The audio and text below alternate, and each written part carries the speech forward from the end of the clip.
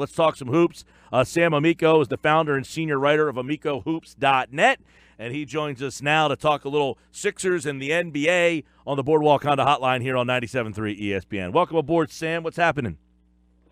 Oh, not much, Mike. How are you? We're doing good. Sixers tonight, and Jimmy Butler will make his home debut. You know, that game on Wednesday, it was the most-watched Sixer game on NBC Philly since 2001 when Iverson played here. So shows you the impact of what the fans thought of that trade. Yeah, well, and they should be excited about it. I mean, even when Jimmy Butler was doing his whole routine there in Minnesota at the beginning of the year, once he steps on the floor, he is pretty remarkable in terms, one GM, and I think anybody could figure this out, but one GM told me, opposing GM told me that other than Kawhi Leonard, he is like the best, he and the Greek Freak are the two best two-way guys in the league, because Jimmy can guard multiple positions. He's going to get you a lot of points. He's going to get you a lot of rebounds, and really hasn't been in a situation before where he's played with two guys like Embiid and Simmons that are really on their way up and really all-stars. So this is a really good situation for him. And sure, if you're even forget Sixers fans, if you're a fan of the NBA, this is a team that you want to watch. Yeah, and I know a lot of people looking at this Sixer team and how they're all going to fit. What do you think about what the league sees in Ben Simmons right now? Like, it seems that some people are maybe souring a little bit because they think that he hasn't developed as much. What do you hear around the league about, the way Simmons is coming along in year number 2? That's just it. He hasn't really made that next step. Now, obviously, it's extremely early, and they're coming off a playoff situation. They're coming off some roster uncertainty even before the Butler trade. There was talk that they, were still going to make some moves. So, and I think, in Simmons' defense and Embiid's defense and the Sixers' defense overall is they're no longer, everybody's homecoming game. People figured out last year, well, you better take them seriously. And, I think part of that's it. They're being taken more seriously. They're being scouted harder. Simmons particularly is being scouted more than probably, last year he was an unknown for the most part. And sometimes rookies will be that way. And then the second year, they've got to work harder to produce. And that's probably where he is right now. At the same point, it's very early, and they know that this is a marathon, and you kind of got to, before you stepped on the gas totally, you kind of got to ease your way into the season, feel your way around, and not worry too much about the results if you're not, as long as you're not getting creamed every night, and which they're not. It's been uneven, but it's not been bad. That's an interesting point you make. Sam Amico was with us, AmicoHoops.net, and you talked about the fact that teams are scouting you harder. They're being more prepared for you. When you're a 10 to 20 to 18-win team, let's pop the tape in, see what this team has. They're pretty limited. We can do this. Now you're getting a lot scouted a lot harder. So if you're popping the tape in now with Jimmy Butler on this team, you got Simmons, you got Butler, you got Embiid, you got Redick, you've got Wilson Chandler. That's really your 5 at this point right now. How difficult of a team is this to kind of match up with? Well, they're difficult in the sense that they have some dynamic players who obviously now, instead of, 1 or 2 guys, you have 3 guys who can all create scoring opportunities for themselves. Simmons does still a great job of creating for other people. He's, same problems with him. Big. This is a team with good size and pretty decent speed. Now, the one thing that we've all been talking about is outside of Redick, where are you getting your perimeter scoring from in a league that's become extremely perimeter-oriented?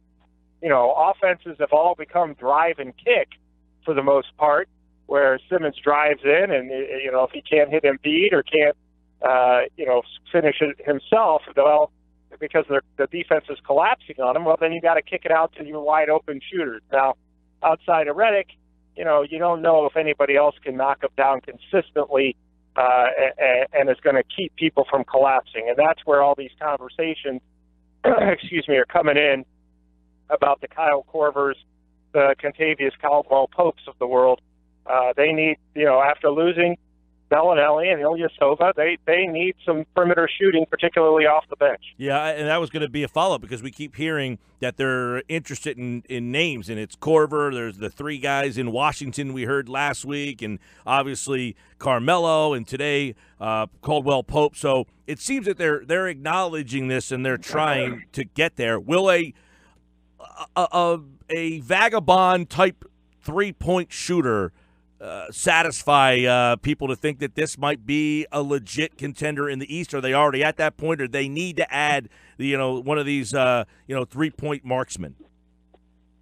I think they're already at that point. The one thing, Toronto and Boston are both, especially Toronto, both very deep teams, and that's kind of where you've got to hope your bench, if you're the Sixers, if they kind of overachieve a little bit against those type of teams. Now, of course, we've seen the rise of Milwaukee lately, so there's no clear-cut favorite. So you have a shot.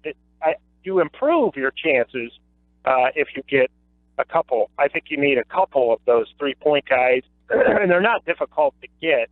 You've just got to figure out what you're willing to give up.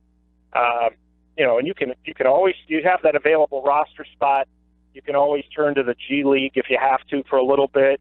Give guys a trial. You're in no hurry. You have until February. If you're the Sixers, you got until the February trade deadline to add one of those type of guys like a Korver or somebody like that. So, now maybe if you're thinking about Carmelo, you got to say, look, this is what we need you to do coming in. This is what we want you to do. We want you to come off the bench. There may be some nights you play 10 minutes, but there may be some nights you play 30. And we need you to knock down shots. That's all we need you to do.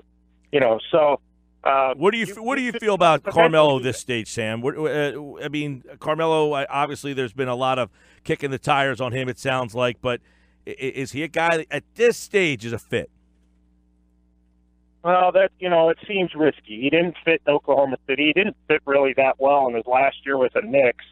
And he certainly didn't fit in Houston, which really wanted him, and he wanted to play there. So I think you go the other avenues first. Carmelo will probably be around for a little bit. I don't think anybody's in a big hurry to pick him up. But he's a guy that you can afford to take a risk on because he's not going to hurt you coming in. If you're playing 10, 15 minutes, you're not going to have to pay him anything. And if it doesn't work out, and he knows, look, he doesn't want to get cut again. So I think he would be more than willing to kind of be a fit. Personally, I think they should try and look at some other things, but he's worth considering. I mean, he was averaging 13 points a game, and you could certainly use that off your bench.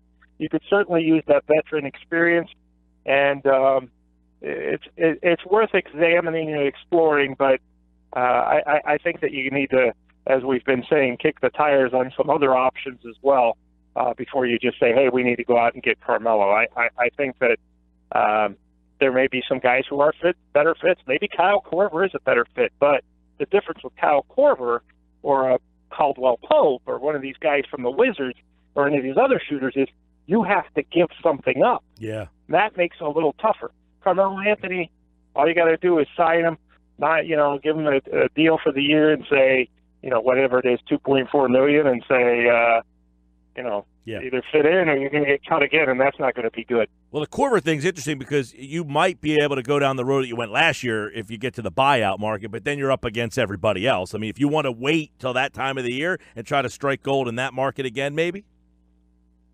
Yeah, I mean, that's a possibility. But again, like you said, you're up against everybody else. Now, all of a sudden Golden State's going to become a player in this with all their drama and their struggles. That's a team that guys probably, if they have the option, which they can find somebody for cheap, provided they don't re-sign Patrick McCaw, which it appears, that's been sticky, and he hasn't been re-signed, and they're in no rush to do that. So, look, I mean, if Kyle Korver has a choice after being bought out, hypothetically, between the Sixers and the Warriors, there's no telling what he'll do. So that's kind of why you would want to make a trade to get him in there.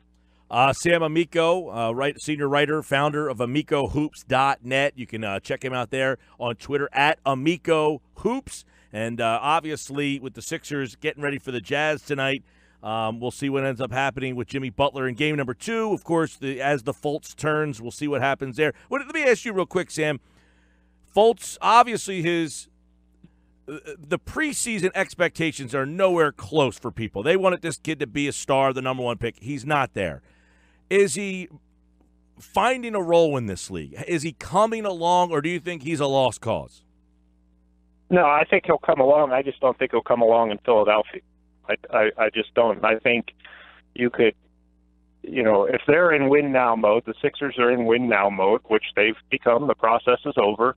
I would certainly look into dealing him, whether it's, a draft pick or you could get a veteran player. Now, I wouldn't trade him for Kyle Korver, but, I think that you could get somebody some of that help, that perimeter shooting help. Even if you did get a Korver for something or sign Carmelo Anthony, you could use Fultz as a chip.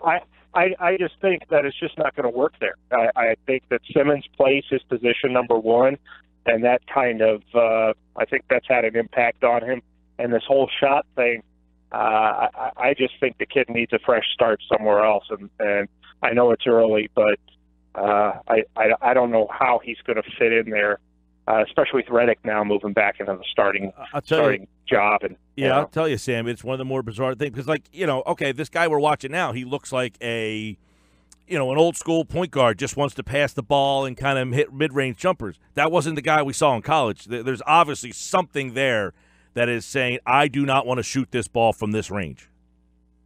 Yeah, right. And you know what? That's what the Sixers need. And maybe he could go somewhere else and have a good career, but it's just not what they need right now. And I don't know how he fits or if he's ever gonna. Nope. I think a lot of people see that too. You got 2 guys, both unwilling to shoot. That's tough to get by with in today's NBA. Sam Amico, AmicoHoops.net, and at AmicoHoops on Twitter. Check him out there. Sam, we'll do it again, pal. Thanks so much. All right. Thanks for having me. We'll talk to you soon.